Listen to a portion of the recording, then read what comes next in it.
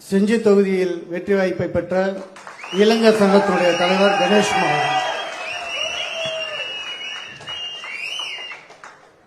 பாட்டாளி மக்கள் கட்சியினுடைய தலைவரும் இளைஞர்களின் எழுச்சி நாயகரும் இன்றைய அரசியல் சூழலில் பாட்டாளி மக்கள் கட்சி அசைக்க முடியாத சக்தி என்பதை அத்தனை கட்சிகளுக்கும் நிரூபித்து காமித்த நம்முடைய தலைவர் மருத்துவர் சின்னையா அவர்களுக்கும்,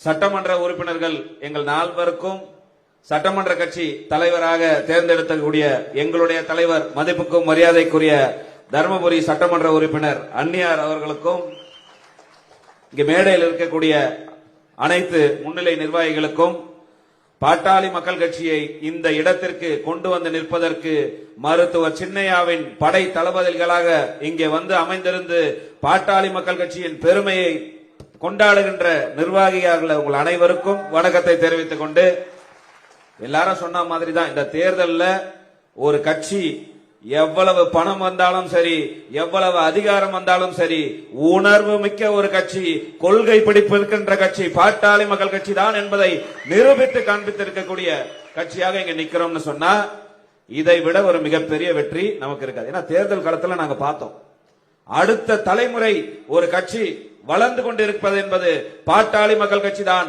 அதை வழிநடத்துகின்ற தலைவர் நம்முடைய மருத்துவர் சின்னையா என்பதுதான் என்பது நம் களத்துல பார்த்தோம். நான் தேர்தலில் பூத்துல போய் பார்க்கும்போது 20 வயசுல இருந்து 40 வயசுக்குள்ள இளைஞர்கள் பூத்தில் நின்று வேலை செஞ்சாங்கன்னா அது ரெண்டே கட்சிக்கு தான்.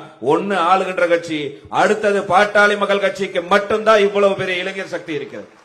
எனவே மீண்டும் மருத்துவர் சின்னையாவின் வழிகாட்டுதலில் இந்த இளைஞர் சங்கத்தை நிச்சயமாக வெற்றி வாய்ப்பை இழந்த தொகுதிகளை முழுமையாக கவனம் செலுத்தி அடுத்த தேர்தலில் மிகப்பெரிய வெற்றியை மருத்துவர் சின்னையாவின் பாதத்தில் சமர்ப்பதற்கு இளைஞர் சங்கம் முழு மூச்சோட வேலை செய்யும் என்பதை தெரிவித்து வாய்ப்புக்கு நன்றி கூறுகிறேன். நன்றி.